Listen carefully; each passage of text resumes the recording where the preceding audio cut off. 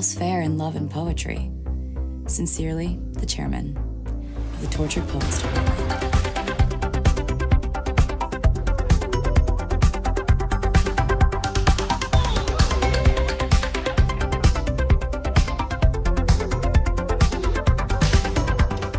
Hi guys, welcome back to my channel, or welcome if you're new. My name is Ali and today we are doing a deep dive into the Tortured Poets Department by Taylor Swift.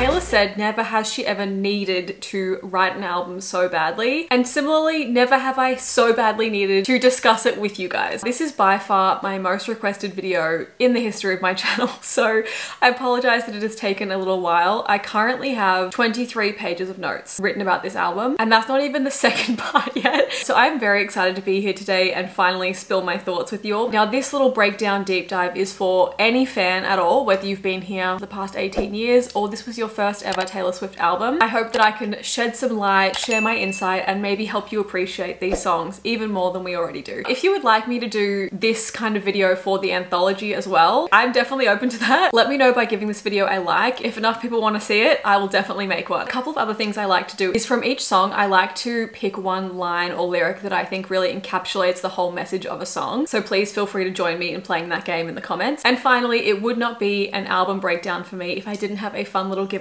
So stay tuned for that. Let's get into the Tortured Poets Department. This album was kind of nothing like I expected it to be, and yet also surpassed every expectation I had. It is confessional and self-aware, but also sarcastic and scathing and poetic, and incredibly referential to her other works, which is why I thought today I could help out and maybe explore some of those references to her previous albums, previous songs, but also other people's songs. Early in Taylor's career, we saw similar themes of anger and heartache, perhaps from a slightly less nuanced perspective. A teenage perspective is a lot more black and white. You cheated, you suck. Or we should be together and we aren't. That sucks. Now, those songs are some of my favorites and will forever remain so. So I'm not saying that at any point was her songwriting unsophisticated or, you know, not good enough. But as Taylor has gotten older and experienced different kinds of relationships, but also I think deconstructed her faith, which can often provide a more black and white worldview, her perspectives have just become a lot more nuanced and interesting. And therefore with each album, we have peeled back another layer of brutal honesty. It feels like somewhere along the way, Taylor stopped just being a mirror ball and felt brave enough to write about really ugly and contradictory feelings. So though not quite in the way we expected, to me this is almost her Red 2.0. Like Red, it is a deep dive into heartache and an autopsy of a relationship that cut to the core. Both times she was writing for catharsis, for survival. Now there are elements of all of her other albums as well. You know, we have the pop mastery and catchy hooks of 1989, definitely some 80s synth too. We have the aggressive and scathing honesty of Debut and even Fearless, a return to the theatrics of Speak Now and Reputation, and the vulnerability of Lover. You definitely can see the storytelling elements of Folklore and Evermore, though allegedly fictitious, but we will get to that in this video. And like Midnight's, again allegedly, a wistful walk down memory lane and revisiting old flames. Now, compared to all of these albums, which I feel really did do a great job of exploring multiple different sides of a relationship or of love in general, this album, the Tortured Poets Department, was like getting in the Magic School Bus and like journeying right down into Taylor's heart. Like seeing the raw emotion, it is honest and unfiltered in a way that is unflinching and sometimes unflattering. And while on the surface it may seem like a breakup album, or maybe it doesn't, but to me I feel like this is grieving the loss of oneself and even the life you had imagined. The Tortured Poets Department was and still is at times for me a really uncomfortable listen, which I haven't really experienced with that many other Taylor Swift albums. I think maybe some songs on Folklore and Evermore, and there are songs on this album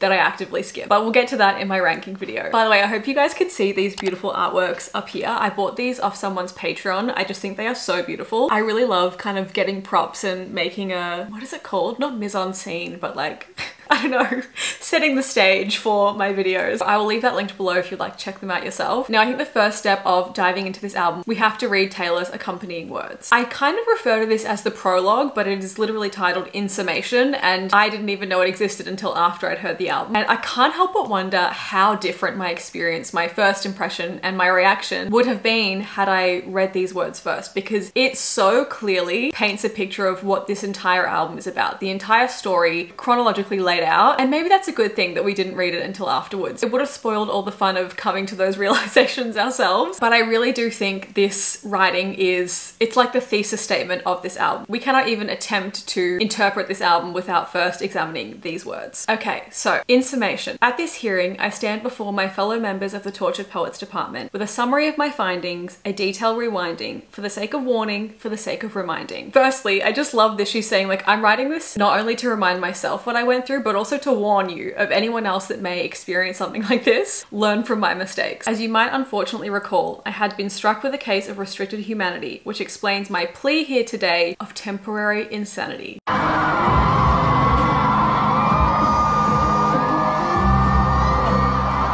In a court case, if someone is pleading insanity, they are essentially saying like, I can't deny what I did. It is true. I am guilty. I did the thing you are accusing me of, but I cannot be held responsible because I was completely out of my mind. I was not of sound mind to make these choices for myself. I was not thinking rationally. In this case, we are the jury and she's pleading to us, please understand what I was going through. When it boils down to it, this whole album to me is essentially a plea for empathy in many different forms, but I think we are viewed as the juror. The jury? The juror.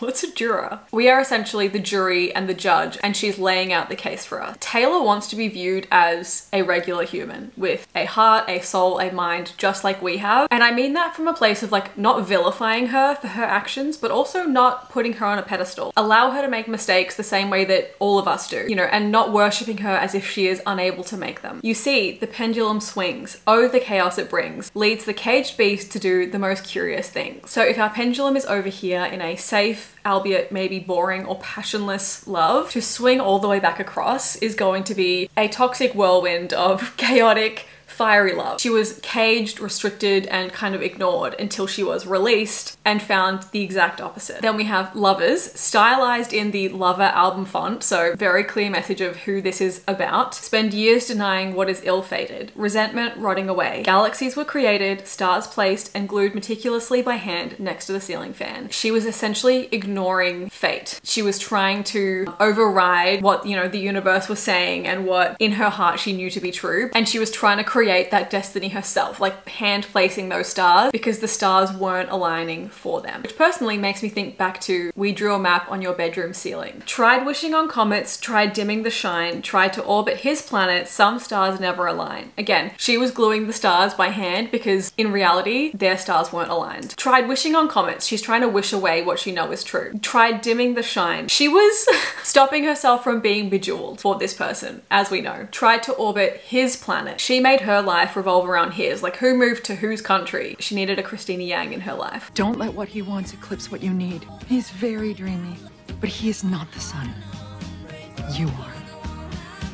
Taylor was doing everything in her power to overlook what fate was trying to tell her, which is that they were simply no longer compatible. And this is the true sadness of adult relationships failing, like especially if you take into account like the sunk cost fallacy and also the fact that everyone knows about this relationship. Taylor feeling like she'd given so much, if not all of her youth to this person. For it to then not work out, of course you're going to do everything in your power to prevent that from happening. And in one conversation, I tore down the whole sky. Spring forth with dazzling freedom hues, then a crash from the skylight bursting through. Something old, someone hallowed, who told me he could be brand new. This is truly some of her best writing here, like the reference to a wedding day when you have something old, something new, something borrowed, and something blue. Especially interesting when we think about the muse that was in her life for 6.5 years, who was always associated with the color blue. Oh damn, never seen that color blue. Ocean blue eyes. My heart's been borrowed and yours has been blue. It's blue, the feeling I got in it. I'm with you, even if it makes me blue.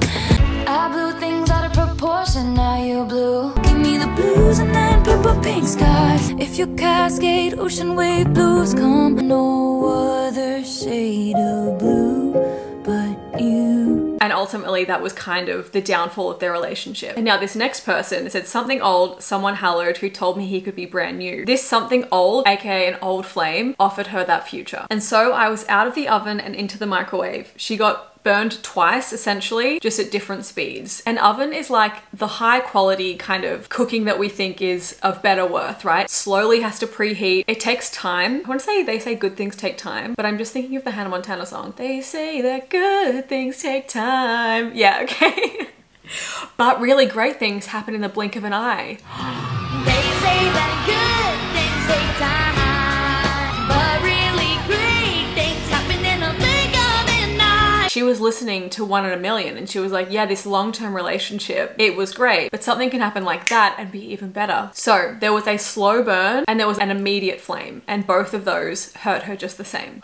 Wow. Out of the slammer into the tidal wave. Slammer obviously being jail, how she felt like she was stuck in captivity, unable to leave until she fled. And then a tidal wave is the exact opposite. It is unpredictable, it is wild, and it has such a force that just completely bowls you over. You know, in the jail you're confined, but knocked over by a tidal wave, that's equally, if not a lot more destructive. It was house, then cardiac arrest. Again, this is one of her most genius lines to me because she's saying it was house arrest, then it was cardiac arrest. House arrest, locked away with this person, hidden away from the entire world, then cardiac arrest. He restarted her heart with a jolt, but then once again, it failed. I really love the line, it's the worst men that I write the best. Again, this kind of goes back to what I said in my reaction. With the initial breakup that we were expecting this album to be about, there's often not really a big dramatic reason for things ending. Sometimes no one cheats, which can be hard because then you don't even have a real reason to like hate this person and you have to move on anyway. They simply weren't loving each other in the way that you need to. However, the second muse, we can tell through these songs that there is a lot more anger there. Personally, I feel like this is because in the former relationship, things break down over time, especially for women. Like typically in a relationship, if a woman is having doubts, there will be weeks or months or even years where she is thinking about that until kind of finally enough is enough. And we know from these songs, which we'll get into, but like Taylor was holding on for dear life for such a long time that I feel like everything that she had to say, she had kind of already said. Whereas with this second relationship, the rug was ripped out from underneath her. She didn't get to have the final say, and that's why she does it on this album. And obviously ending this poem with all's fair in love and poetry. I think I discussed this even back in my prediction videos, but this is a nod to all's fair in love and war, essentially saying, I'm not gonna hold back, and that is well within my right as someone that was in love. I'm gonna share my truth. For me, making an album is about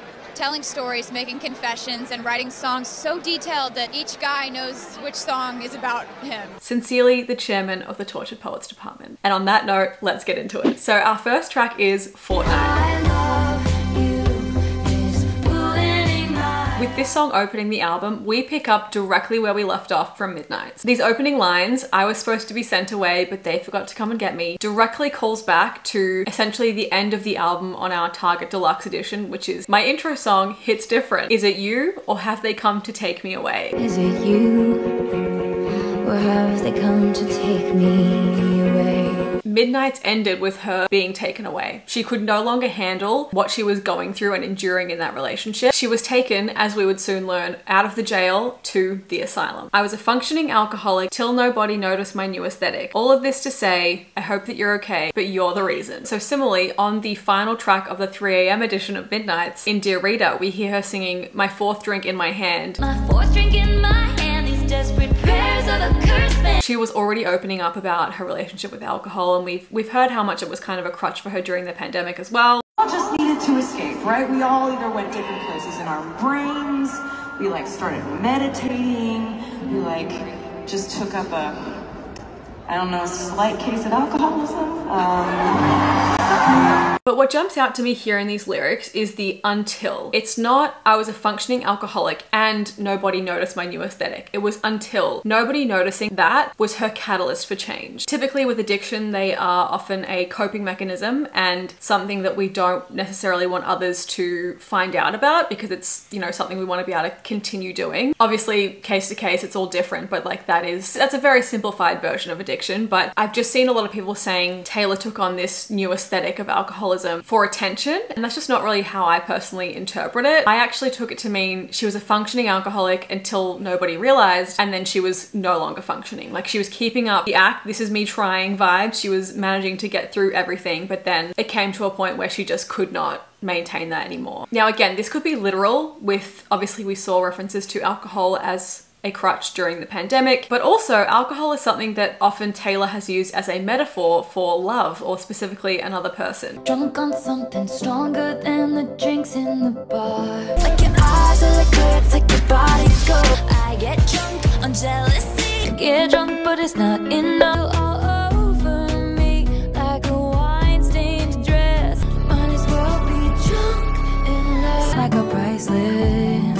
these all tie back to one muse. So when we first meet Taylor in the Fortnight music video, she is handcuffed, you know, to her bed, wearing essentially what I would call a crumpled up wedding dress that never got to be used. I hope that you're okay, but you're the reason. The alcohol, aka the person or the relationship, aka handcuffed to the spell I was under, is the reason that she then ended up in the hospital. Essentially, we're opening this album saying like, this addiction that I had, this place I was stuck in, caused the pendulum to swing the other way, and that's how I ended up here, which is what the rest of the album is going to be about. The use of the word aesthetic also intrigued me because obviously alcoholism and addiction is not an aesthetic. It's like kind of reminds me of when depression and anxiety were seen as like a trendy thing. And I personally don't think Taylor is writing it that way. I think that word aesthetic is very intentionally written. So it turns out the 1975, in their titular song, the 1975, which came out 2 years ago, I believe, they say, you're making an aesthetic out of not doing well and mining all the bits of you think you can sell. Making an aesthetic out of not doing well and mining all the bits of you think you can sell. Now, I know that if I was a 1975 fan, I would have even more of a deeper understanding and like pick up on more references in this album. So if any of you are, feel free to shed light below. But I just thought that has to be so intentional there, that connection of like, I'm not doing well and I'm using that for my art. And it's kind of crazy because before the pandemic, I think it was, Maddie Healy did an interview and said like, I would love Taylor Swift to do a really stripped back album, just her guitar and her singing. And right after that, we got Folklore and Evermore. And I'm not by any means crediting this man with those creations, but more thinking about how that was such a time of suffering and she was able to, you know, take her pain and make it art. And that just ties so well with both of these lyrics to me. So verse 2, we turn to a completely different vice, medication. Whilst verse 1 was talking about alcohol, we now have, she took the miracle move on drug, and that is in the music video what like frees her from her shackles, essentially, right? It's what sets her free, but into a whole new set of problems. The miracle move on drug is basically a rebound, and it is what is meant to restart her heart, but those effects are temporary because this breaks her heart too. I know Taylor said about this song that it has, you know, a lot of hyperbole, and the whole album really does, to depict like love and loss, and I really do see a lot of loss around oneself especially. So then in this chorus, Taylor really uses imagery of like the American dream to show the life that she thought she was going to have. If you end up with the person they're not supposed to be with, that will just like rot in your mind. And then kind of all of the daydreams that can come from that. It's really sort of a precursor to Guilty as Sin in a lot of ways. The lyrics on this make me think of films like The Truman Show, Stepford Wives, Don't Worry Darling, Pleasantville, even Desperate Housewives, which if you haven't seen, you absolutely must. It is an incredible show. I just love the scandals of a small town. I mean, that's why I love Pretty Little Liars so much. A picture perfect white picket fence suburbia, but then the deep inner worlds and secrets of those that live there. So to me, Turn into Good Neighbors in this instance refers to like, they now have to see each other out and about. They are orbiting the same existence. I mean, they both work with Jack. So like good neighbors could literally mean, oh, I see you at Electric Lady Studios. I have to be civil with you because we're neighbors now. And to me, when she sings like, my husband is cheating, I want to kill him, your wife waters flowers, she's seeing like this person that she thought she would end up with going on and living their life as she goes on with someone else and lives her life, and just thinking about like what was meant to be, what we were meant to have. It's a life she is unfulfilled by, one that she thinks she deserved different. Your wife waters flowers is like, this new woman is probably perfect and lovely and nice, and watering flowers represents tending to their relationship, helping it grow and thrive and flourish. That's just agony. Now, she could also be referring to herself. Your wife waters flowers, I want to kill her. Could be like, I'm so unsatisfied, unfulfilled with this life. I need medication and I want out of it. Production wise, you can definitely hear in this song also what I thought was a bicycle bell. I love you,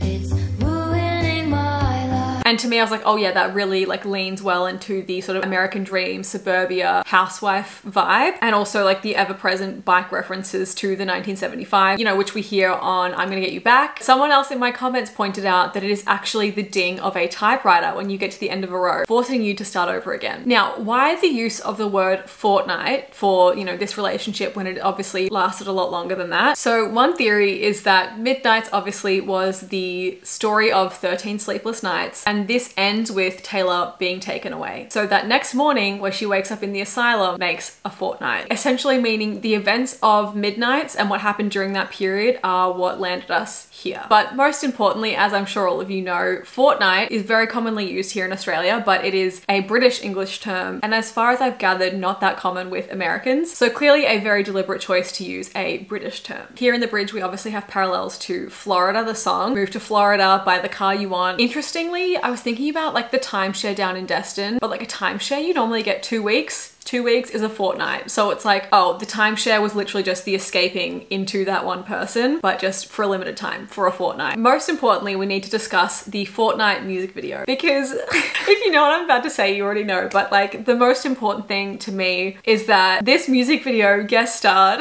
Ethan Hawke and Josh Charles, aka Todd Anderson and Knox Overstreet from Dead Poets Society. And if you guys have followed me since like the Tumblr days, I know a lot of you have, because I got like 1,000 messages when this music video dropped, but like Dead Poets Society is, to say one of my favorite films of all time is an understatement, but I think anyone that has seen this film and like loves it gets what I mean. It's almost on par with The Parent Trap in terms of like movies that made me who I am today. And if you look on their lab coats in this music video, you can even see their character names. And you guys know that when the album was first announced and I made videos with my predictions, I would not shut up about Dead Poets Society, because I'm like, I know it's not the same thing, but to me there is just such a parallel there. So for Taylor to give us this little Easter egg, this little nod to that film meant the world to me. Thank you, Taylor. I'm still not over this. And all of that said, this now brings us to our giveaway. So I like to do this for any kind of big album deep dive. You know, we did one for Speak Now, we did one for 1989, so this only feels right. Today I've put together a few things that I think just really encapsulate the vibe and the energy of this album and this era. Firstly, we have Dead Poets Society. I want to gift someone a brand new copy of this beautiful book. This story will change your life, and then you can go back and watch the Fortnite music video and sob all over again. Secondly, we have Rumours on vinyl. If you guys saw my reaction video, you know that I was leaning on the back of this album, not this exact one, this is brand new obviously, using Rumours as my little like bingo sheet, and then we happened to get a Stevie reference. This album, Rumours, is such a quintessential moment for pop culture and music, and this has some of the best songs of all time on it. So this will be coming your way. We also have a brand new Tortured Poets journal. This is for you to write all of your own thoughts and feelings, maybe even poems or songs if that's your thing. I just thought we cannot have the Tortured Poets era without giving a journal to a tortured poet who watches me. And then finally, to really represent the album, a Tortured Poets Department cap. This is just honestly because it looks cool as hell. Probably could have taken this out of the wrapping, but I'm just keeping it protected. Oh, and then finally, I wanted to make you some friendship bracelets, but I'm gonna hold off on making them until I pick the winner because I want to kind of personalize them a bit. I'm just so excited for this. So all you have to do to enter is obviously be subscribed to this channel and have given the video a like. Also be following me on Instagram, which is linked below, but it's just a girl named Ali. And then finally, comment below your favorite lyric from this album, kind of like what lyric or line would you have written as your MSN or AOL status, you know, like what really speaks to your core. The winner will be announced a month from today. Also, please include your Instagram handle in your comment entry so that I can contact you. Thank you guys so much. May the odds be ever in your favor. Also, I don't know if I legally have to say this, but like YouTube is not involved in this giveaway at all. It's just me. So obviously there are Easter eggs all over this music video, and you know, I could do a whole deep dive on that, but we see like the black dog, the upside down bath on the ceiling. There's a lot here, but I want to talk about the final scene where we have the photo booth. Now this is obviously characteristically not American, but British. And Taylor is on top of it, kind of shielding it from the rain. She's taking the full brunt of the rain herself. She is like on top of the world, but letting herself feel everything, even the hard stuff, which to me really represents kind of what she's been going through. I can't remember if I've mentioned this in previous videos. I get so confused, but I think we have various muses represented by Posty in this music video. If you notice, there are certain times when he has his wedding ring on and visible, and then times when he doesn't. Make of that what you will. But in this final scene here, he has this whole new demeanor, whole new outfit in this like flannel bomber jacket, and he is reaching out to support her. You'll also probably see the friendship bracelet in this scene, a nice little nod to her current love. This scene actually takes me back to Peace. What is it? The rain is always gonna come if you're with me. But this person is like reaching out to support her. They don't care. They're gonna stay. Now again, I'm not the most educated 1975 fan, but there are clear parallels here. The black and white motif, papers flying, and even a black dog. Now, additionally, their song When We Are Together, which already parallels we were together in this song. That chorus says, "You ask about the cows wearing my sweater, said it's something about the weather that makes them lie down." So then think about in Fortnight, she says, "Run into you sometimes, ask about the weather," or "Run into you sometimes, comment on my sweater." That directly ties back to this. And I think it's a great representation of how like someone that used to be your everything, your person that just knew you so well, you're now bumping into them and asking about the weather, something that you would, you know, you're like exchanging pleasantries in a way that you would with a stranger. It's just small talk. And my friend Nina, whose video I will link below, also pointed out that in the grand scheme of her life, this kind of love affair could simply just feel like a fortnight. Even though it was with someone that has spanned a decade of her life, it just feels like a shorter blip when she's able to look back at everything. Now, in my girl talk videos, I've talked a lot about how I think it's actually a lot harder to get over someone that you didn't even date or like barely dated because you haven't had time to see their flaws. You haven't had time to like see the nitty gritty ugly sides of them or of the relationship. So it's kind of just all roses and you are able to project and kind of like make up in your mind, fill in the blanks essentially, and just pretend that they are this perfect person rather than someone you knew for years and it really got to that like ugly or boring stage with. You're able to detach from that a little bit easier just because there are like pros and cons. You can see the ugliness, the darkness, like the boring days. Whereas someone that is more of a microwave than an oven, it can just be so intoxicating and all-consuming that you didn't really even get time to think about, is this right? And sometimes that fantasy of them is better than the real thing. I think the key lyric is, "I love you, it's ruining my life." And I think that can actually be applied to kind of both of the muses that we see throughout this album, or two of the three, I should say. I love you, it's ruining my life because I'm not getting that love back. Or I love you, it's ruining my life because loving you and being with you is like burning everything else in my world, but I'm still loving you. Anyway, more on that later. Next we have the titular song, The Tortured Poets Department. Straight from the tortured poets department. I think our opening lines in the first verse really kind of spell out the meaning of this album and song title. Like, she's not really totally calling herself a tortured poet. I don't think she sees herself that seriously. I think rather she's like kind of mocking someone that is a little bit pretentious and romanticizing things in a way and is like acting like one. "You left your typewriter at my apartment, straight from the tortured poets department." She's like, who do you think you are? Like, she's silently judging and sarcastically thinks to herself, who uses typewriters anyway? Like, what is this? But I really like typewriters as well. I don't have one with me because that is really impractical. Stories that I write about my dreams of being in love with other pop stars. Now, the lyric, "But you're in self-sabotage mode, throwing spikes down on the road," is our first clue that he wasn't really in this for the long haul or wasn't able to go the distance with her no matter what. Like, he's already putting down barriers in their way to ensure they can't make it all the way through. But Taylor doesn't seem to care. She's like, well, I've seen this episode and I still love the show. Comparing that to, I think I've seen this film before and I didn't like the ending. I think I've seen this film before, and I didn't like the ending. This time she's like, I don't care, I've seen you do this a million times, I'm not going anywhere. You can try and throw our relationship away, you can pretend you don't want us, I see through that and I'm gonna stick with you. You're not Dylan Thomas, I'm not Patti Smith. I think I explained this already in my reaction video, but like, these are two prolific writers that were really held in high esteem and maybe taken more seriously than Taylor Swift might be. And this ain't the Chelsea Hotel being a place where they often lived and wrote, a hotel in New York that was home to these two poets and a lot of important people during that time. Essentially, she's saying like, who are you trying to fool? Like, we're not these deep, tortured people. We're like pop stars, like get over yourself. In my notes I wrote, in her award-winning 2010 memoir, Just Kids, Patti Smith wrote lovingly of her time at the Chelsea Hotel where she moved in 1969, describing the inhabitants as guitar bums, stoned out beauties in Victorian dresses, interesting, junkie poets, playwrights, and broke down filmmakers. So Taylor's essentially like, why are you acting like it's the 1960s? And you're so deep. We're just modern idiots. We're just modern pop stars. And then the line, a tattooed golden retriever, I think was most people's tip off to like, this album isn't going in the direction that most of us thought it was. Possibly there's a different muse at play here. The line, you smoked then ate 7 bars of chocolate, has to be one of my favorites. Obviously, Chocolate is one of the 1975's most popular songs. But also bars can refer to like segments in music. So it's like, oh, he got high and then ate 7 bars of chocolate, especially because someone pointed out the chorus of Chocolate, the song, is 8 bars. It's 7 bars of singing and then 1 rest, 8 bars. So Maddie sings for 7 bars of chocolate.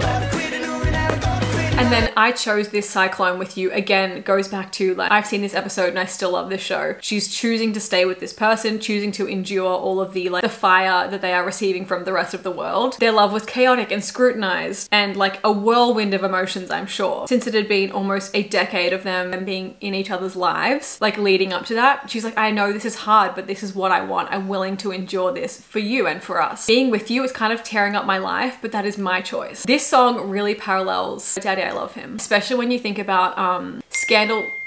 Hello? Scandal does funny things to pride. It brings lovers closer. All of the hate and vitriol and people looking out for her, it did not matter. It just pushed her closer together. And that's a really common experience either with like parents and their child dating someone that you know is wrong for them, or even a friend. If you're looking out for a friend and you don't want to be like, hey, don't date them, they're bad news, because it's such a real fear that that will only push this person closer to, you know, the toxic love. And that's a very real thing. And then, okay, so the bridge. At dinner, you take my ring off my middle finger and put it on the one people put wedding rings on. I still remember hearing that lyric for the first time and being like, that is so romantic.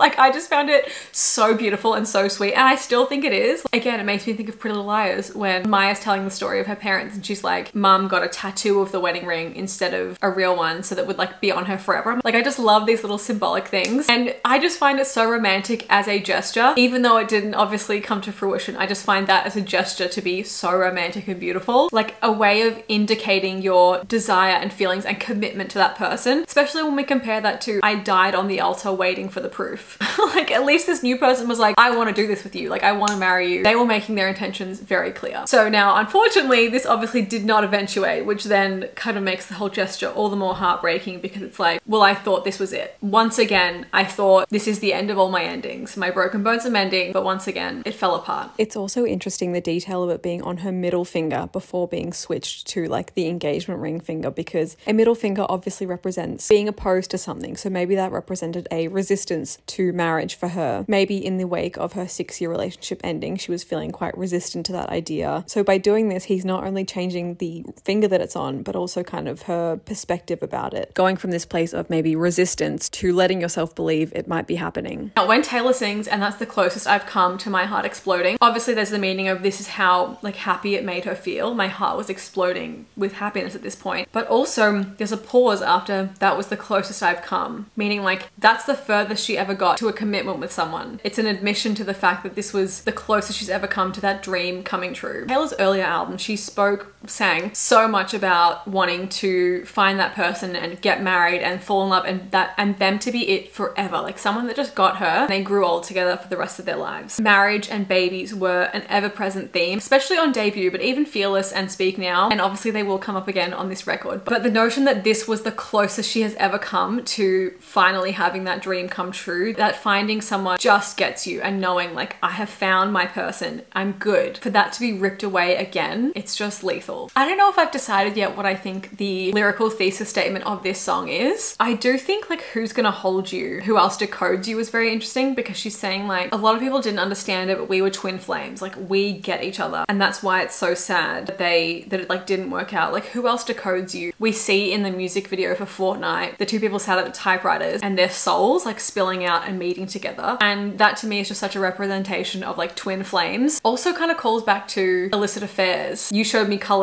you know I can't see with anyone else. Like this felt like us against the world until it wasn't. Let me know which lyric you think best sums up this entire song. Okay, next we have track 3, My Boy Only Breaks His Favorite Toys.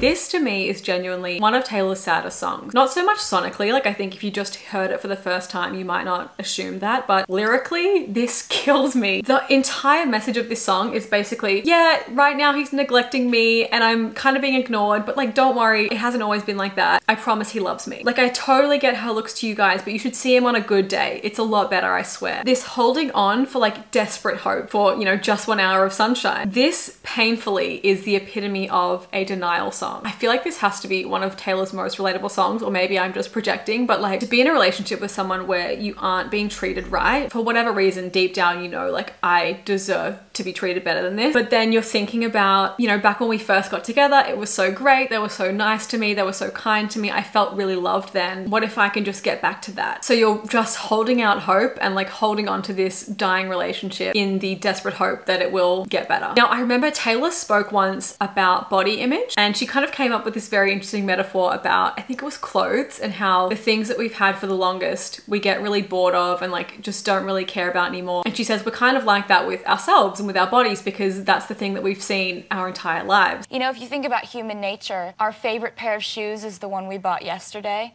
Right. Our favorite thing is the newest thing that we have, and if you think about thing that we've seen the most and for the longest period of time, is our reflection in the mirror. So obviously that's going to be our least favorite thing. That's what the relationship is starting to feel like it's lost its shine. You know, it was shiny and new at the start, but loveless now. This metaphor then of Taylor not only being a toy in the relationship, like passive and just put away, specifically as a pull string doll, that's even more devastating because she's put away, but she's programmed and like doomed to keep repeating these pre-programmed phrases like he loves me, it's fine, it's gonna be okay, stuck in this denial. And the puppet master who pulls that string is just keeping her trapped there. And then someone pointed out on Twitter, this is then exemplified by when she says, and then he'll tell you that he only runs because he loves me. The echo of he loves me is like pulling the string and hearing her echo these words again and again, convincing others, but also trying to convince herself. And this is not really the first mention of toys in this sense either. Obviously in the iconic song It's Different, I used to switch out these Kens, I'd just ghost. So it was like every other man prior to him was seen as like replaceable until it wasn't, until it was the real thing. Now at the bridge, we get the sad, but also incredibly relatable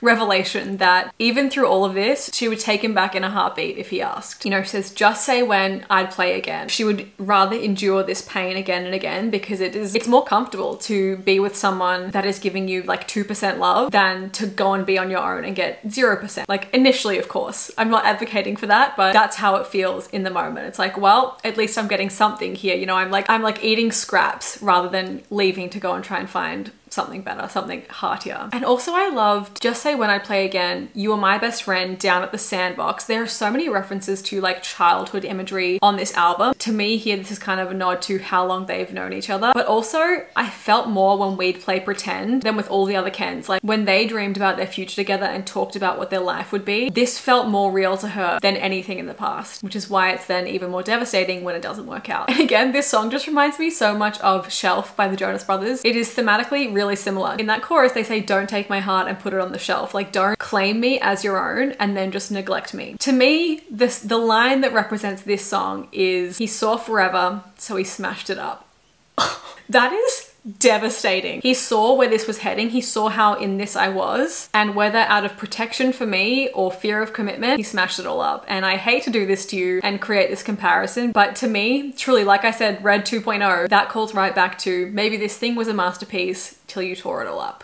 And I'll leave you with that. Okay, now we have track 4, Down Bad.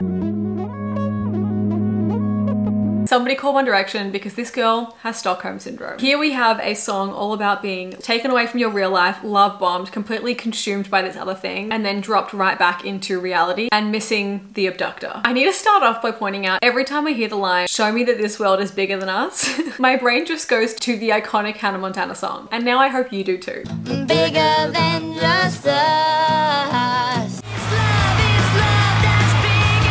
So obviously this song is filled with galactical references and kind of uses space as a metaphor for their love. We have in a cloud of sparkling dust, for a moment I knew cosmic love, I'd build you a fort on some planet. All of these references to space and a UFO abduction. I cannot help but immediately parallel these to a song with just as many cosmic references, and that is Snow on the Beach. One night a few moons ago, I saw flecks of what could have been lights, but it might just have been you passing by unbeknownst to me, aka a UFO. Upon revisiting Midnights in the lead up to writing all of these notes, Snow on the Beach really feels like a precursor to this song. It's her spotting the UFO in the sky and being like, could that really be you? Is this real? Oh my God. An alien visited her, changed her life, and she can't quite believe it. And then now in Down Bad, that alien has gone. Like even Your Eyes Are Flying Saucers from Another Planet makes me think of how when someone is high, is it your pupils? The black part of your eye, the pupil dilates and looks like a fly flying saucer. So then in Down Bad, we have very specific alien references. The part I love most is, in my same old town that somehow seems so hollow now, they'll say I'm nuts if I talk about the existence of you. It's like,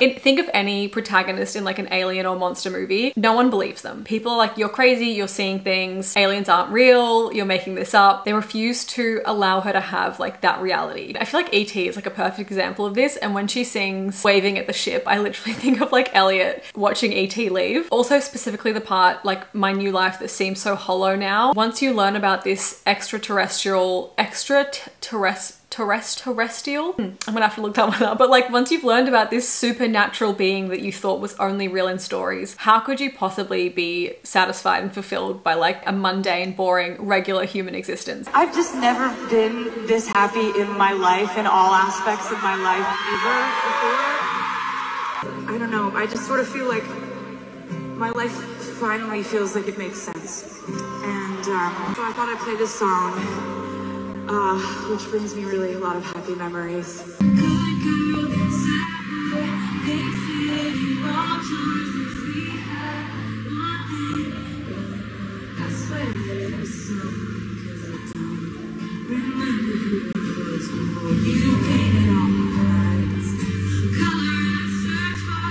Down Bad, Like I Lost My Twin. Once again, she refers to this person all throughout the album as if they are a twin flame. There are soulmates who are kind of what complete you. Think about like yin and yang and how they like are two different halves that make a whole. Whereas a twin flame is kind of a mirror of you.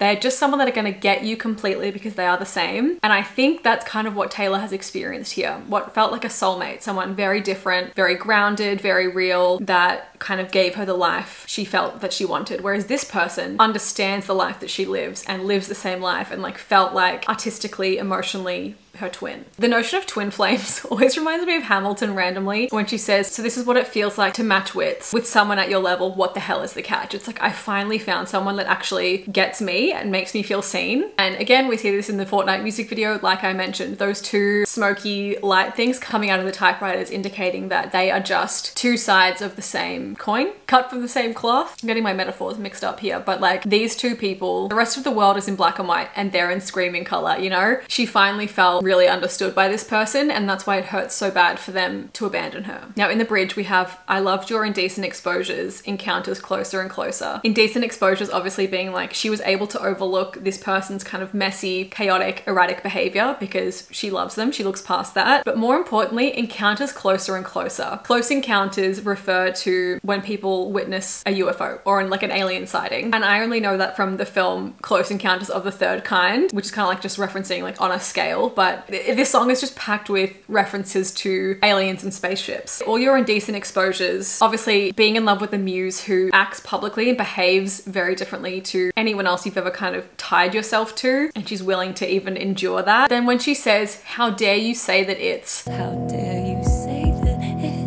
and obviously we know from the rhyme scheme that it's supposed to be over, but she can't even bring herself to say that because she can't even bring herself to believe that it's over and that he's gone. It's just like an exasperated sigh instead. We continue this with, how dare you think it's romantic, leaving me safe and stranded. How dare you think it's romantic, leaving me safe and stranded. What a far cry from New Romantics, the era when they first met, when she says, please leave me stranded, it's so romantic. Please leave me stranded, it's so romantic.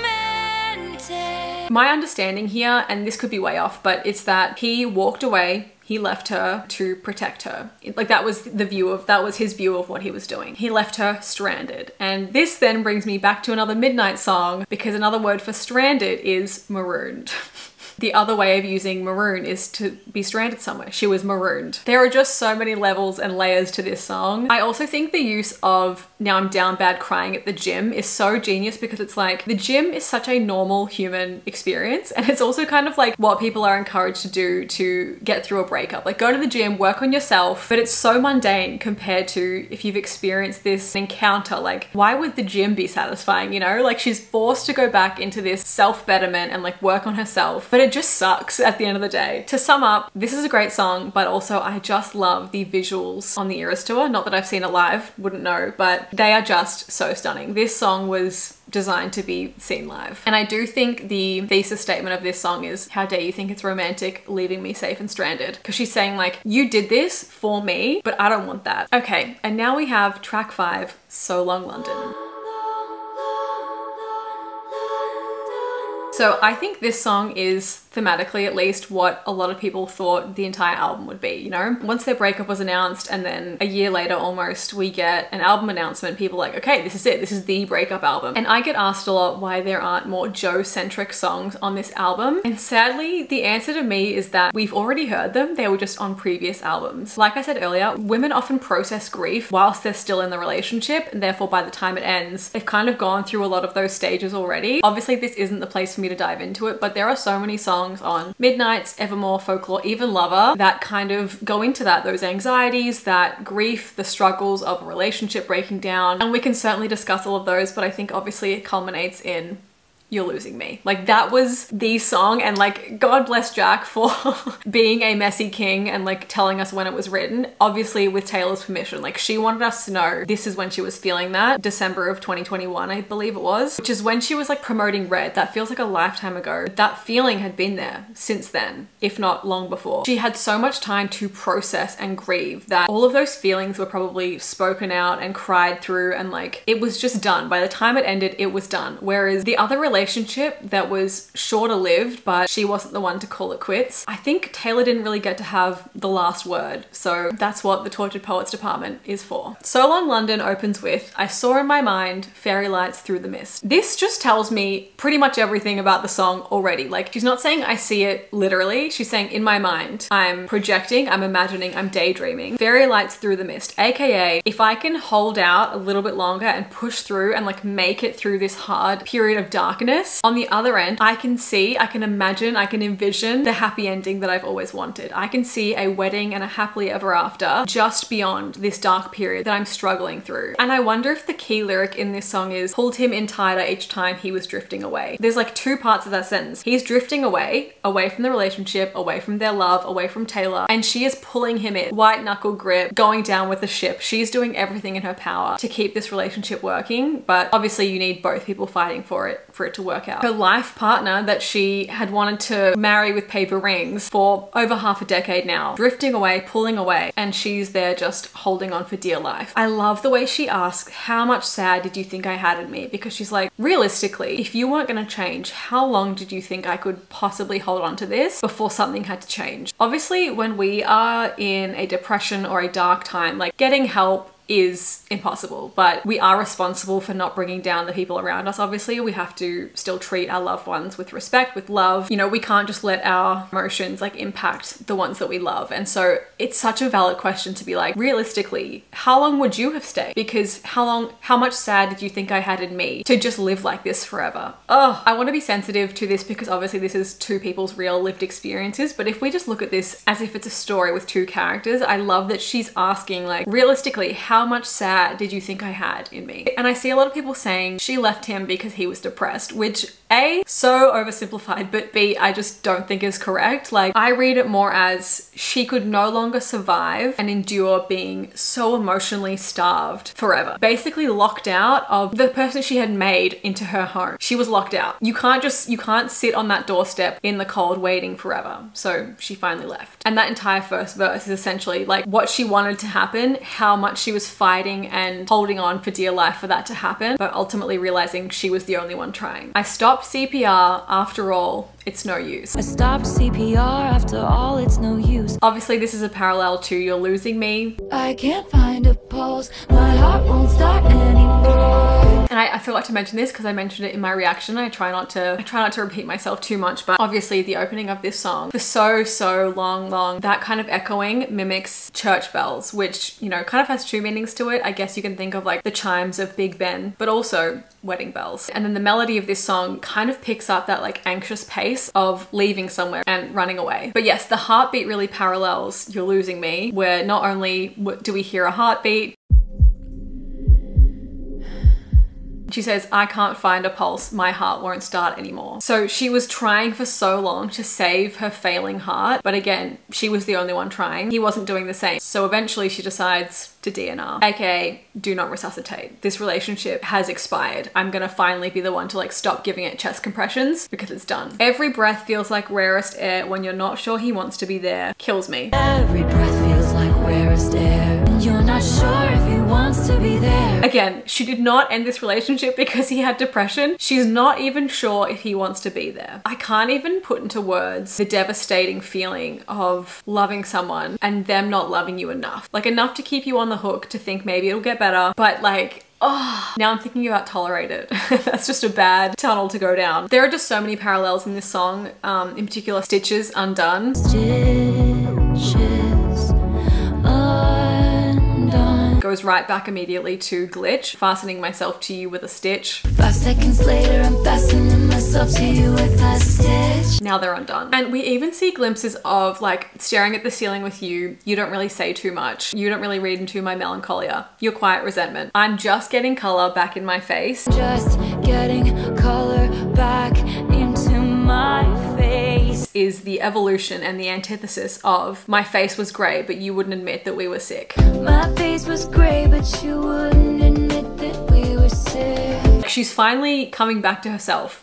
She's coming out of her cage and she's been doing just fine. Again, this really leads through to like Fresh Out the Slammer, and someone could rearrange this album to be in chronological order. I just love that line. I'm just getting color back in my face. We talk a lot about the switch of meaning in Lommel, but also she does that here in So Long London. She talks about so long as in bye bye, like so long London, but also says like I loved this place for so long London. I love when Taylor Swift does that. It eats every single time. Now, I keep saying this, but one of the saddest parallels on this song is what began as give you the silence that only comes when two people understand each other. Give you the silence that only comes when two people understand each other. That became holding tight to your quiet resentment. Holding tight to your quiet resentment. It went from enjoying each other's company in silence to just feeling ignored. We even see glimpses of that on Midnights with staring at the ceiling with you. You don't really say too much. You don't read into my melancholia. Is Lavender Haze on the Denial playlist? Oh my god. And Sweet Nothing. Taylor's ability to romanticize being essentially ignored. Really something to see. Someone online said that if you view a red flag through a blue lens, which we know she does with this muse, you see a lavender haze. That's all I'll say on that. Now, another completely painful parallel that I forgot about in London Boy is when she sings like a Tennessee Stella McCartney on the Heath. Like a Tennessee Stella McCartney on the Heath. To now, I left all I knew, you left me at the house by the Heath. I left all I knew, you left me at the house by the Heath. Again, I talked about this in my unpopular opinions video, I think, but she left her entire world for this person, like left everything behind, her family, her loved ones, to relocate to where he lived, where all his friends were. And like, we see the beauty of that in London Boy, how she was enjoying his world and him bringing her into the fold of the world that he had built for himself. But it's like, what happens when that ends? She's abandoned herself for your world, and then you abandoned her. Heath refers to the area they were living in, so it's like talking about geographically how much she sacrificed for him, but didn't really get that back. Again, I rant so much more about this song in my unpopular opinions video, so I don't want to repeat myself too much, but I will link that below. Finally, let's talk about you swore that you loved me, but where was the proof? Swore that you loved me, but where were the clues? I died on the altar waiting for the proof. She did not even feel loved by this person. This person that is her life partner, that she is like investing all of her time and love into. She's like, you say that you love me. How can I know that? Your actions say otherwise. I died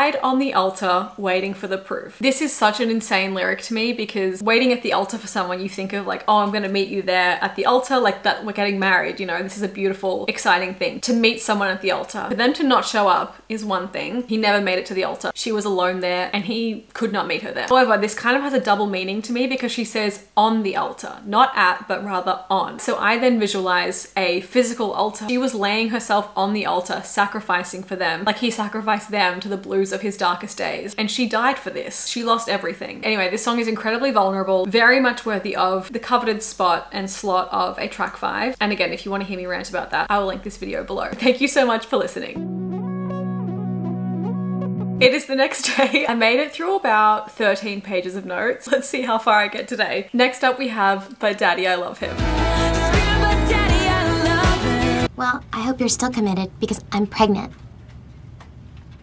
Following Taylor's traditional pattern after a pretty devastating track 5, then follows with an upbeat banger of a track 6. On first listening to this, I remember being like, I can't decide if this is more Fearless or Speak Now vibes because like it's such a mix of both. And then I realized sonically, this sounds like if this was a movie. So technically it's both. If I were to ask you which album, if this was a movie, is on, what would you say? So this gave me a sickening amount of hope for future country songs to come from Taylor. Obviously, along with my hope for her to unleash the rock power she possesses. A return to her country roots has always been my #1 dream. That is how I first met Taylor, how I fell in love with her. She was kind of my gateway into country music. It is a slippery slope, I'll tell you that. So hearing this just felt like returning home to me. And I'll tell you what, production wise, if I ever had my doubts about debut Taylor's version being reproduced without Nathan Chapman, Jack and Aaron showed their powers here, and honestly, I'm impressed. They could get the job done. So now lyrically, obviously, But Daddy I Love Him is very much Love Story's older sister. So much so that we have this beautiful little tidbit. I just really like to write songs about boys. This is a song that I wrote about a boy who I liked, but my parents didn't.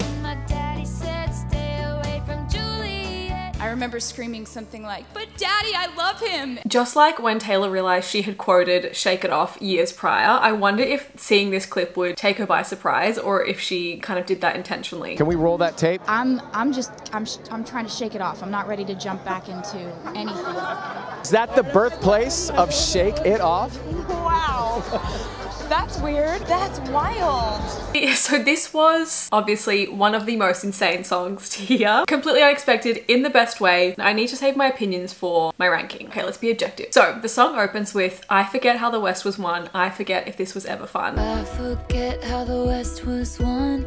I forget if this was ever fun. She's essentially saying like, how the hell did we end up here? How did I get into this position? And did I ever enjoy this part? In this song, Taylor is taking the spotlight that is shining on her and turning it around back onto the media, the general population, and even her fans. Very much breaking the fourth wall here. The things that people were saying, I mean, it is a real interesting study on kind of parasocial relationships, what we feel we are owed from celebrities, especially when celebrities give you access to their lives via either songwriting or social media. So you're seeing more from them than just like acting in a film where you know they're playing someone else. People think they know Taylor, and obviously we don't. All we know is like the 0.1% that we see in songs or online. And so I think because Taylor does such a great job of making her fans feel like friends, that then kind of has resulted in some fans or some haters feeling entitled to like call her out as if it's a friend, as if it's someone they know, when really this is a complete stranger. And to me, this song isn't even so much about relationships or a boy as much as the title suggests, but more about just her right as a human being to make mistakes and live and learn from that and date the wrong guy and just like have these normal experiences that everyone else is kind of allowed to have. Essentially, she is claiming agency over her life. For anyone that wasn't around, I'm sure most of you remember this, but there was the whole Speak Up Now letter, which a group of people, I'm not sure how many, wrote and co-signed to Taylor. It was called an open letter to Taylor Swift from her fans, hashtag Speak Up Now. Obviously not all fans, this was a subset of them. But yes, it was around disappointment in her dating choices. And I just want to read one little paragraph from this. We believe in the capacity for growth and transformation. By acknowledging this letter, demonstrating genuine remorse, and committing to personal growth and education, you have the opportunity to make amends and contribute positively to society. Let this be a turning point where you become a force for positive change and a catalyst for healing. Sincerely, your fans. And then we also had the Taylor Swift Union, which to this day I still don't know if it was a joke or not, because this just reads as it cannot be real to me. One article reads, most Swifties felt personally affected by Swift's breakup from Alwyn, who they thought would be the one to take it to the next level, as an engagement rumor was in the works. People took that breakup very personally and decided to comment on that. And then once she then started dating Maddie, they had some terms and conditions. The TSFU's manifesto, which has been shared across social media and beyond, begins with the following. Fans do the vast majority of promotion and marketing for Taylor Swift without being compensated. Yet we, as fan workers, creators still have no formal bargaining power in the musical direction or brand identity of the celebrity we collectively created. This is mind-blowing to me, and this is part of why I think it can't be real. The Taylor Swift Fan Union offers fan workers the ability to collectively bargain for a creative vision of Taylor Swift that better aligns with our shared values. To maintain accountability to fan values, we propose a seasonal meeting between Swift, her management, and elected TSFU representative to agree on matters relating to her future musical output, social life, touring schedule, commercial endorsement, and fan availability. I feel like this has to be satire, but I'm just not sure at this point. Anyway, there was a lot of parasocial behavior going on here and a lot of criticizing Taylor's personal life because of something that someone else had done allegedly in their minds. Like it made not a lot of sense. To be honest, I'm not too mad about it because we got this song as a result. And this is obviously not the first time we've seen a public outcry about Taylor's dating life and her choices of who she spends time with. If you saw my 1989 breakdown, I explained the whole Harry Styles situation, how Taylor was treated during that time. That situation was actually kind of the opposite of this because Taylor was the one being shamed, slut shamed specifically, and like saying Harry was too good for her, he needs to leave her. Mostly from One Direction fans that believed Harry should be or secretly was dating another band member and Taylor was getting in the way of that, acting as a beard or just like holding him captive, essentially believing Taylor was just not good enough for him and his reputation was being soiled by being like associated with her. Here we have the opposite situation. Taylor is the one that is being told to flee. Now, this song actually has a lot of parallels to Ours as well, which I haven't seen many people talk about. I think that song gets very overlooked, but it is essentially the same thing. It is the disapproval of a relationship with Taylor and someone that people in her life think she shouldn't be seeing. Her family and friends think that this person is all wrong for her and she's just blocking it out. What's kind of happened with my life, which has been interesting, is there are like a lot of opinions about who you fall in love with, which happens in everybody's life. You know, you fall in love with someone and all of a sudden your friends start chiming in. In my case, it's like, they don't look cute together. He's got tattoo. He's too young for her. He's too old for her. And because I think that when two people fall in love, it should just be about those two people. When I was dating someone that people didn't think I should have been dating because I shouldn't have been dating him. Anyway, back to the story. When I was dating a guy that people didn't have too much of a good opinion about me dating, I wrote this song to let him know that I didn't care what anyone else thought, and it's called Ours. Seems like there's always someone who disapproves. They'll judge it like they know about me and you. The verdict comes from those with nothing else to do. Jury's out. My choice is you, and it's not theirs to speculate if it's wrong, yeah, 'cause my heart is yours. Once again, I go all into that song in my Speak Now breakdown, but it is just so similar here, especially the thing about they'll judge it and like the jury's out. That just goes right back to the In Summation poem that we had at the beginning. The parallels are so good here. So this song, along with, you know, the rest of the album, is riddled with religious motifs and references. Sarah's and Hannah's in their Sunday best, clutching their pearls, sighing, what a mess. I just learned these people only save you because they hate you. To be saved is very much like a Christian term for like finding God, finding salvation and accepting God as your savior. And often Christian extremists, or even like I think of even like Mormon missionaries, they do go out of their way to help someone be saved. And in their mind, it likely comes from a place of, you know, wanting others to have that eternal salvation, to go to heaven, to not sin in their eyes. But to be on the receiving end of that, you're just being told, hey, the way you're living is wrong, it's a mistake, you're a bad person. We need to pray for her. Amen. But we also need to get her the hell out of here. Amen. So here, Taylor came swinging for those that say they want the best for you, but really just comes from a place of judgment and hate. Jesus tells us to love everyone. I mean, even the whores and the homosexuals, but it's just so hard. It's so hard because they keep doing it over and over again. Sarah and Hannah are both biblical names, dressed in their Sunday best, aka for church. And then clutching your pearls really just refers to someone that is kind of self-righteous or feels morally superior, looking down on someone in shock and like disgust for the choices they're making. So clutching their pearls and saying what a mess here, looking at Taylor and her relationship, is just saying like, oh my, we don't approve of this behavior. This is not godly. This is not appropriate. Then we have too high a horse for a simple girl to rise above it. Too high a horse for a simple girl. the Sarahs, the Hannahs, the Brads, Chads, Dads, and the rest of the world who not only judged Taylor but felt compelled to call her out for her dating choices, sitting up on their high horses, looking down, placing that judgment on Taylor. And these high horses, aka these expectations and demands, as we saw previously, are just not appropriate or realistic to impose on a complete stranger. So then we get to the chorus, and now I'm running with my dress unbuttoned, screaming, "But daddy, I love him." Running with my dress unbuttoned, screaming, "But daddy, I love him." This just paints such a visual image. Like, running with my dress unbuttoned is like she's been caught in the act. Like, her dress, she's like thrown it half on and like buttoned it up afterwards, but like chasing her dad, pleading with him to understand and approve of this relationship. He's caught her with someone she's been forbidden to see, and she's begging him to change his mind. Now, obviously in this scenario, it's not her literal father, and she makes that clear in the next line. "I'm having his baby. No, I'm not, but you should see your faces." I'm having his baby. No, I'm not, but you should see your faces. She's kind of like, what would you do then, huh? Like, if I raised the stakes even more, if I doubled down on this and had kids with this person, how would you react then? Would you still disapprove? Would you still try and force me to walk away from him? And that just reminds me of like being a petulant child or teenager when you're already doing something or planning to do something, whether it's like cleaning your room or doing the dishes or whatever, and then someone tells you to do it and you're like, well, now I don't want to. Like, it's just that attitude of like, well, what if I did this, huh? And then obviously after doubling down on that, she makes a second point by laughing at the reaction of shock that she knew that would get.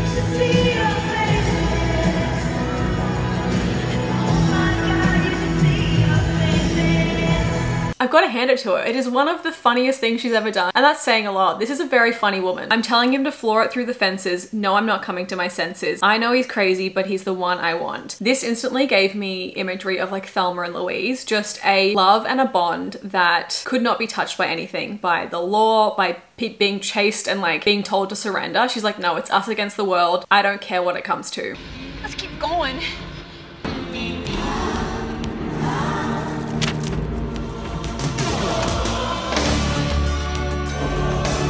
You know, it's the kind of love that is worth giving up everything else for, throwing everything else away and just like stepping on the gas. In this, I see there are fences put up by other people to kind of keep them from running away together. And she's like, I don't care, floor it. Whether we make it through these fences or not, we're going out together. Let's see if they can hold us back. I'm with you. Then verse 2, I love this song so much. Verse 2, dutiful daughter, all my plans were laid, tendrils tucked into a woven braid. Dutiful daughter, all my plans were laid, tendrils tucked into a woven braid. I know everyone probably pictured the Evermore album art when they heard that. Growing up precocious sometimes means not growing up at all. So dutiful daughter meaning like she was raised in a very Christian family values house, good girl faith, correct upbringing, did everything her parents wanted her to do, and was going to follow the life that they had probably planned out for her and likely, you know, follow in their footsteps, do the whole American dream, get married, have a kid, whatever. And I love how this line parallels, you made a rebel of a careless man's careful daughter. In both of these instances, she's saying you took what was like a shy, reserved, good girl, like goody-goody who wanted to do the right thing at all times, and you kind of freed her a little bit. You know, you made her a little bit more wild. She was so good that in this image, she didn't even have a single hair out of place. That's how much she was conforming to this of doing what is right. Like the Sarahs and the Hannahs, she was a people pleaser, always told to do the right thing. And by growing up precocious, this kind of means she was in some ways ahead of her peers, which we know to be true. That can also limit you developmentally in other ways. I know in Miss Americana, Taylor talked about how when you get famous, you kind of get frozen at that age.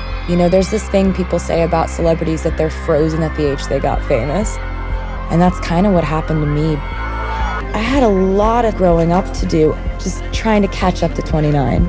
She never got a chance to be wild and reckless and make mistakes the way that the rest of us do. She went from being a well-behaved girl in a Christian household to seemingly overnight a role model, and she's been that ever since. But should she have to be? Soon enough, the elders had convened down at the city hall. Elders had convened down at the city hall.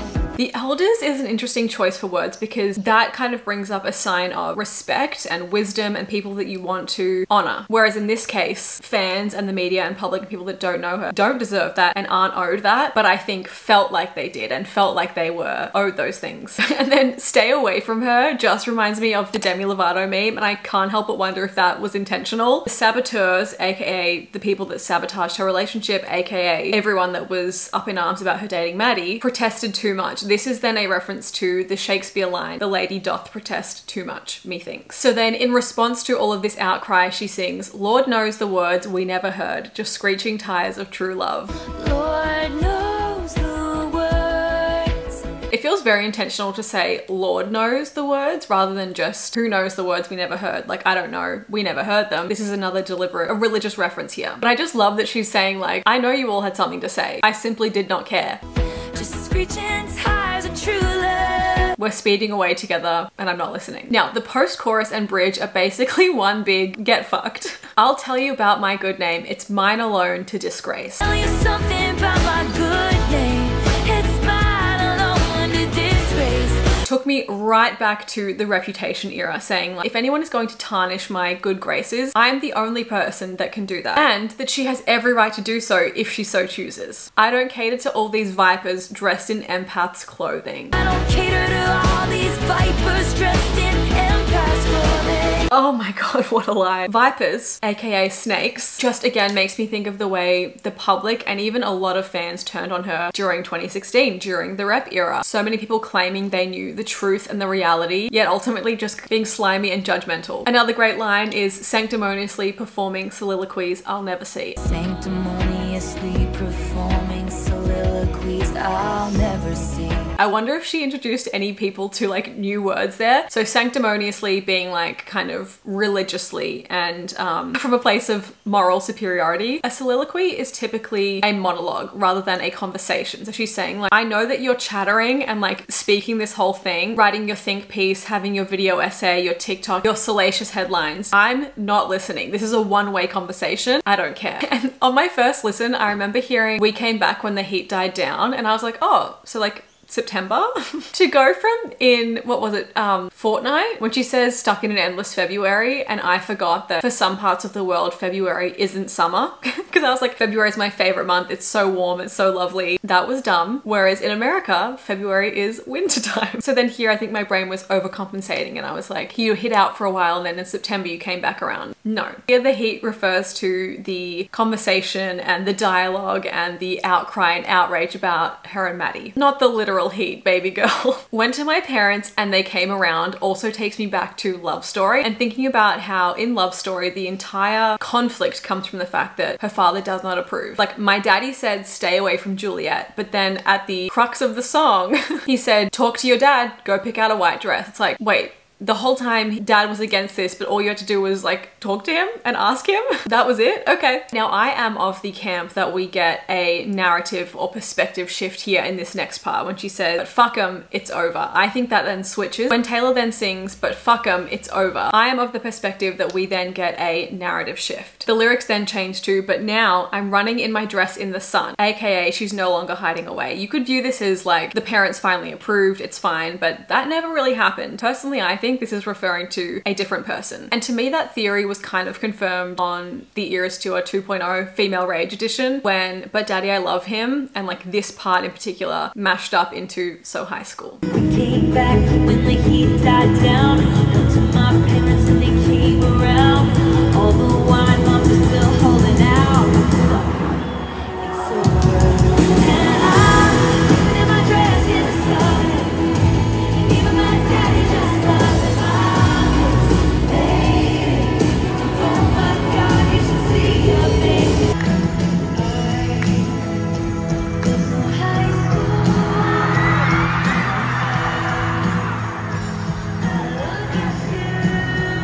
And instead of making the I'm having his baby joke, she says I'm his lady. That's my girl. That's my lady. So it's like I'm proud of that. Again, this is a different narrative, a different storyline is happening here. And I think that could be because that Travis relationship had started up. She knew there were going to be those rumors anyway. She's like, let me not add fuel to that fire. Let me just say how I feel. I know you can't come to the wedding.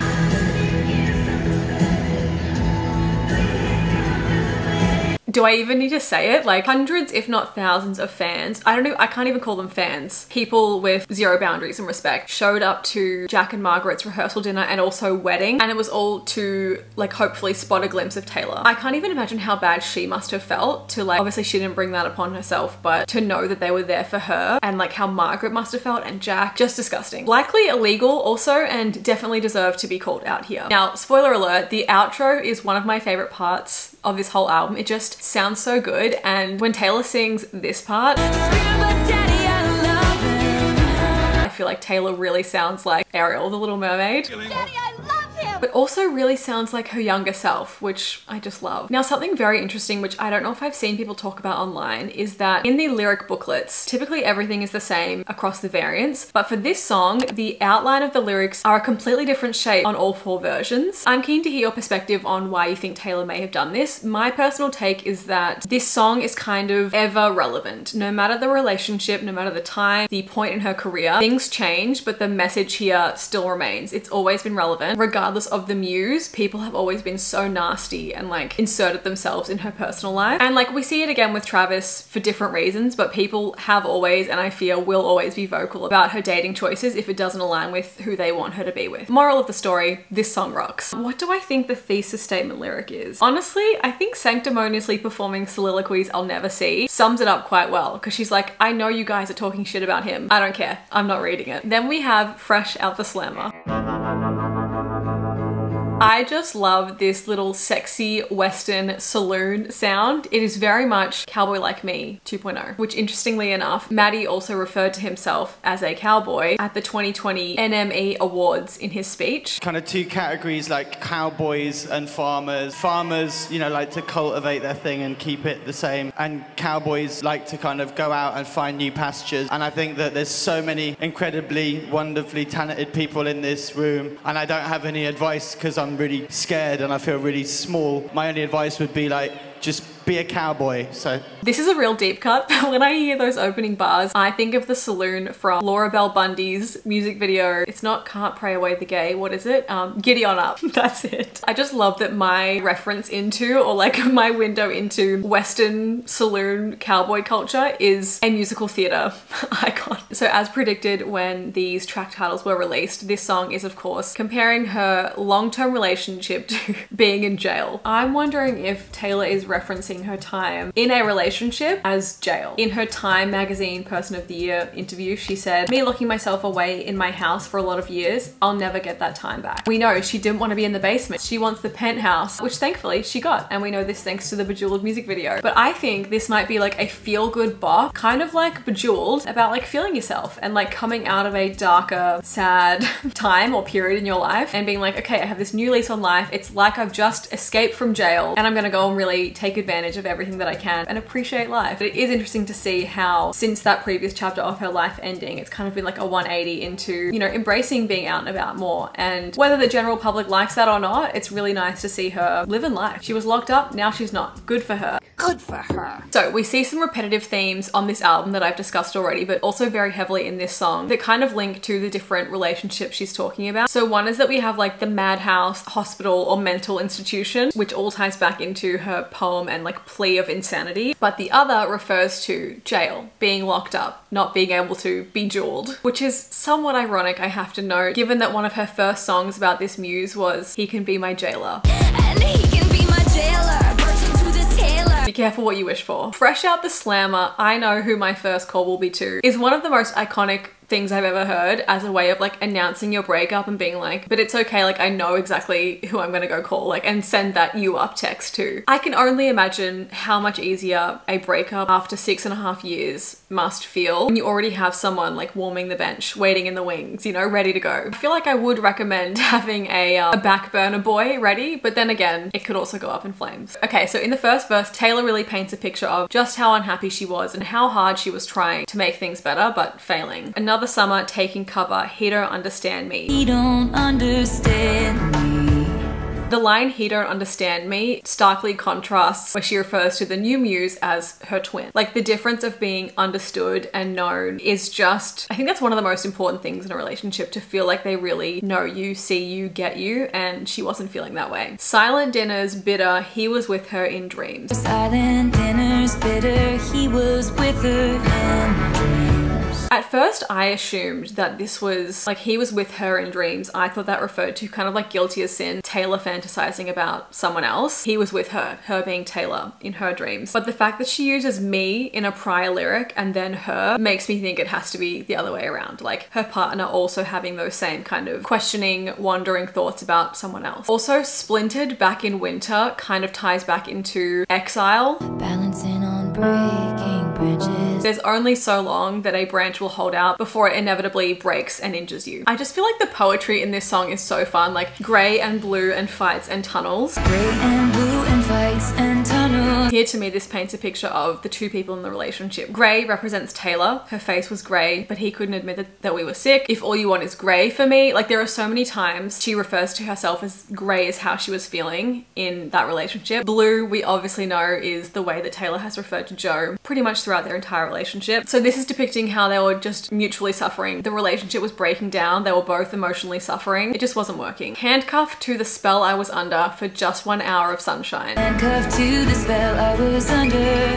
for just 1 hour of sunshine. Again, she felt locked up, stuck in her decision. I think I already mentioned this, but like the sunk cost fallacy to me would be so hard at this point, especially not only are you 6.5 years in, you're in your 30s, but also the whole world knows about your relationship. These are all elements that make it even harder to leave a person, especially if no one has explicitly done something terribly wrong. Now, the term spell can kind of have multiple meanings, like spell being like a magic spell, aka you were, you know, in a trance, in love with them, unable to break that. Also like a dizzy spell, like if someone has a spell, they can kind of be unwell in the head, but also a spell could refer to like a period of time. All of these meanings kind of work here, that she was just holding out hope for just 1 hour of sunshine, those rare glimpses of when it was good. And I at first just took that as kind of the metaphor that that represents, but thinking about it from an actual jail perspective, inmates that are in prison are required by law to just get 1 hour of sunshine each day. She was that inmate. She was, you know, in her cell, suffering in silence and feeling lonely most of the time, except for these tiny little 1 hour window where things maybe felt good. Years of labor, locks and ceilings in the shade of how he was feeling. Again, this ties back to So Long London, just how she was taking on the burden of trying to save their relationship, but she was the only one. And in the shade of how he was feeling, their relationship just hinged on his capacity to love her and sometimes incapacity to do so. But it's gonna be all right, I did my time. But it's gonna be alright, I did my time. God damn.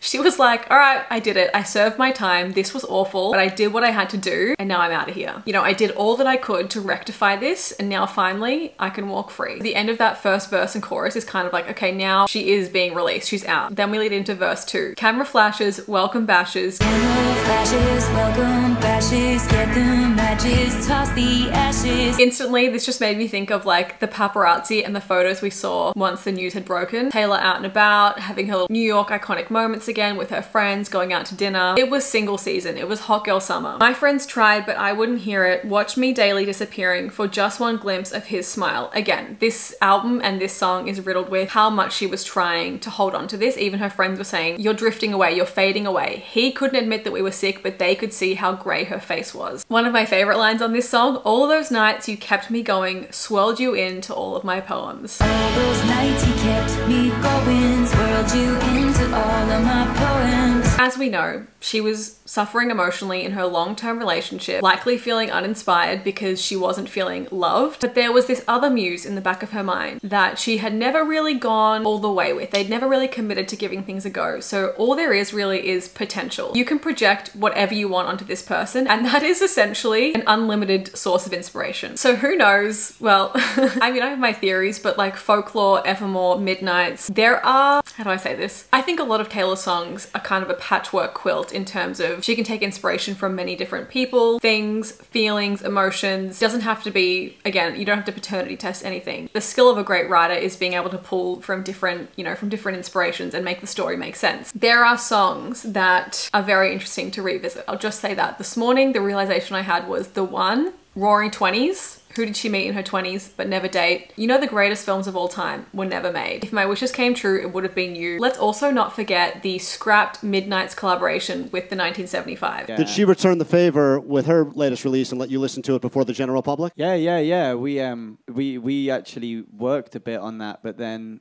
the version of it never came out. It was for reasons that are not to be criticized. She's amazing. But yeah, Swirled You Into All of My Poems, I think is just a great reminder for us that songwriting can be a mosaic of different people you meet, fictional stories, fictional characters, and we may never know the muses behind different songs, but that's not really the point. Now we're at the starting line, I did my time. Now we're at the starting line, I did my time. This is our first of 2 references, I believe, on this album to the starting line. The second one being on The Black Dog. When someone plays the starting line and you jump up. Now, pretty baby, I'm running to the house where you still wait up and that porch light gleams. To the house we still wait up and that porch light gleams. Now, this obviously, all I can see here is the shining similarity to "And You'd Be Standing in My Front Porch Light." And you'd be standing in my front porch light. I've talked endlessly in recent videos about Cardigan and like the ties that I'm seeing in recent lyrics, so I won't harp on about that again here. This is just one more tie-in, and we'll have to talk more about this if we eventually also discuss Peter. Ultimately, this song is so fun, especially like if you're getting out of a breakup. Maybe not if you don't have someone else to like immediately fall back onto, but I just love the concept of it. I just love when Taylor uses such strong allegories and like situations to paint a really vibrant picture of a story, of a relationship. Now, I guess the question that this song leaves me with, the amount of time Taylor repeats, "But I'm gonna be alright, I did my time," really makes me wonder, does she believe she did something to deserve serving that time? Because it sounds like she believes she had to serve it. Does she think that is a consequence from something else? I'd love to hear your thoughts on that. Okay, next we have Florida! Exclamation mark, exclamation mark, exclamation mark. Florida. Interestingly, this song credits Emma Stone for Oddities, and I think I will always wonder what that is, whether that was like a late night conversation that helped inspire this song, whether she sonically contributed in some way. If anyone meets Taylor anytime soon, please ask her that for me. Essentially, this song is about escapism. It's quite a good parallel to Down Bad, this person being so all-consuming, intoxicating, maybe a little bit toxic, that she just is able to leave her life behind and dive straight into this person's arms. So Taylor said this was inspired by an episode of Dateline where a woman killed her husband and moved to Destin, renaming herself to evade the cops. Also very much giving Gone Girl to me. Circumstances did not lead you to where you thought you would be, and you just want to escape from everything you've ever known. Is there a place you could go? I'm always watching like Dateline. People, you know, have these crimes that they commit. Where do they immediately skip town and go to? That they go to Florida. And I think when you go through a heartbreak, there's a part of you that thinks, I want a new name. I want a new life. I don't want anyone to know where I've been or know me at all. And so that was kind of that was the jumping off point behind where would you go to reinvent yourself and blend in? Florida. So as a non-American, I often see Florida as like this place where crazy things happen. Like, you know that meme around like Florida man does X. But I would love to hear why you guys think Florida is this chosen place that people flee to if they've, you know, committed a crime or want to restart their lives. So we open with, you can beat the heat if you beat the charges too. You can beat the heat if you beat the charges too. So beating the heat here is like a play on words. Obviously it means like the very high temperatures and humidity of Florida, but also beating the heat refers to like running from the law, escaping for a crime you committed. I love the line, and my friends all smell like weed or little babies. My friends all smell like weed or little babies. Very similar to something I tweeted once. I think I said like, all my friends are either getting married or taking horse tranquilizers at music festivals. I guess this is your 20s. So Taylor is here letting us all know that your 30s are very much the same. Essentially, she's explaining that these are the life stages her friends are all in. Like Blake and Ryan have kids, Aaron has a kid. Either her friends are getting married and starting families, or they're like partying and getting stoned. And these are neither of the life stages that Taylor is in. You know, Claire just had a baby. And like, I went over to see her, and how is she doing? With motherhood. Well, she's the best because she's like, just so you know, this is what it is. You feed them, change them, they sleep. Yeah. You feed them. You do it all over. You change them, they sleep, you feed them. And I was like, so it's like a Tamagotchi. Oh my God. I think you would be an excellent mother. Thanks. Therefore, it makes it just that little bit easier to flee the city and escape from her heartbreak. Little did you know, your home's really only the town you'll get arrested. Did you know your So home we often see referred to as a person, right? Home is where the heart is, but that's not where mine lives. That line always struck me as grammatically weird because it's not little did you know your home is only the town you'll get arrested in. It's you'll get arrested. So I wonder if it means arrested as in stopped, like frozen. You're arrested. Frozen and like stagnant. So her home, aka this person that she was building her life around, rendered her paralyzed. That also ties back into my town was a wasteland, full of cages, full of fences. Yet now she's flooring it through the fences. Wow. She's no longer caged. She's out of the slammer. Also by saying your home's only just like a town that you're a guest in makes it feel like she was just a guest in her own relationship rather than feeling at home. And I loved also just to pay for a timeshare down in Destin, because a timeshare typically refers to like you get a short period of time to access this, aka a fortnight. A timeshare obviously meaning like you're accessing this escapism, this holiday, this break from reality, but comes at a price. You have to share it with other people. So that could also be like an allegory for cheating. Now every time I listen to this song, the chorus specifically, I expect the bangs to stop at 5. Let me just play that out loud. And I don't know if that's just me and like for some reason that's where I musically expect that it would end. Let me know if your brain does that too, but the bangs here represent the letters in Florida. So it is an 8 count to spell out the word Florida. Destin, Florida. Her mind. Shout out to Flowrider and shout out to anyone who didn't know that Flowrider was a play on Florida. I choose to believe that the 3 exclamation marks are because there were 3 shows in Florida. But it also makes me think of that scene from The Office. Okay, because 3 dots means to be continued, 4 dots is a typo, but 5 dots means, whoa, do not make me say what I want to say, baby, but if I did, it would blow your mind. ... And also I know Destin is a real place, but it also just kind of makes me think of the word destiny. I know it's a very kind of idyllic seaside, very picturesque town. I would love to live in a place like that, honestly. I just want to ride my bike and swim at the beach. From what I know, it's very similar to Seaside, where the Truman Show was filmed. So like a picture perfect kind of escape from reality, but not always real. Also, Taylor refers to the shitstorm back in Texas. Joe recently gave an interview and explained that the breakup news kind of came out a week after it happened. So I'm inclined to believe that the breakup happened around those shows in Arlington, Texas, which were the stops before Tampa, Florida. Florence's verse is really smart. The hurricane with my name when it came is a reference to Hurricane Florence. This was a hurricane that hit the like southeast of the US in 2018, and that included Destin, Florida, and it was incredibly destructive. I see the hurricane serving as a metaphor for like your life just being torn apart, ripped apart, going up in flames. A shitstorm basically, and her barricading herself in the bathroom with a bottle of wine is like trying to ignore it, hoping it goes away, not wanting to face the consequences of your own actions and see what happened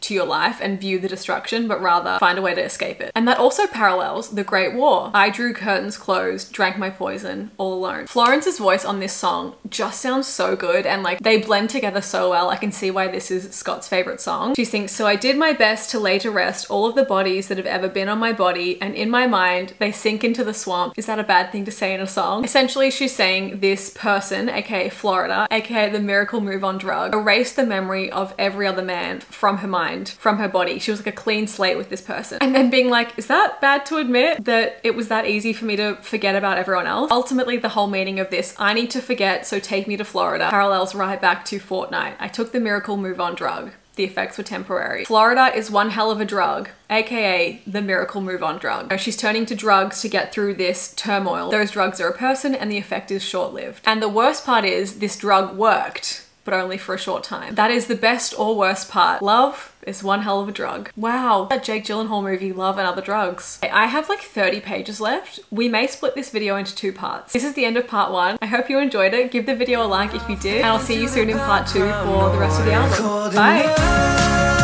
Is this what it feels like?